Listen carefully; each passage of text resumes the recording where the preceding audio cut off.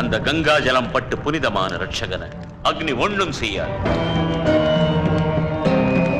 அந்த திருசூலம் மும்மூர்த்திகளின் சக்திக்கு பிரதிரூபம். ஈரேழு உலகத்தையும் ஆட்சி செய்த மகாசக்தியின் மறு உருவம். காலகாலமா எத்தனையோ கொடியவர்கள் அந்த சூலத்தை சொந்தமாக்கிக்கணும்னு முயற்சி செஞ்சு அடியோட அழிஞ்சு போயிட்டாங்க.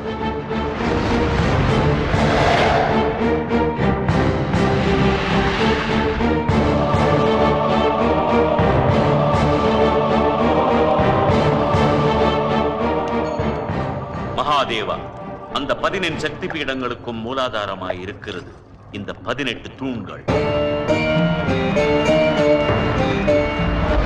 தக்ஷனுடைய புதல்வி, சர்வேஸ்வரனின் மனைவி, தாக்ஷாயணியின் சரீரம் 18 துண்டுகளாக விழுந்த பிரதேசங்கள் தான் இந்த 18 சக்தி பீடங்களுக்கு ஆதாரமா அடையாளமாய் புனித புண்ணியக்ஷேத்திரங்களாகி அருள் பாலிக்குது.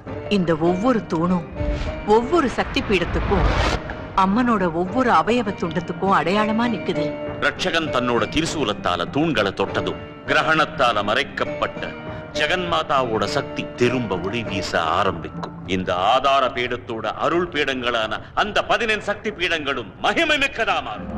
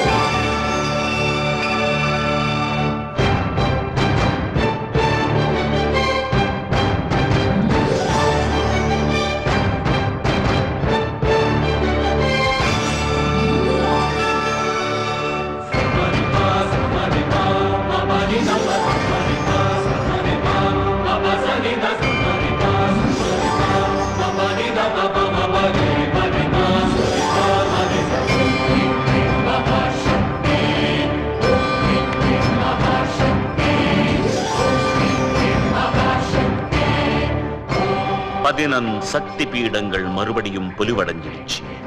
திருசூலத்தம்மன் கையில சாத்தன உடனே கிரகணத்தால மறைஞ்சு போயிருந்த சக்திகள் எல்லாம் திரும்ப வந்துடும்.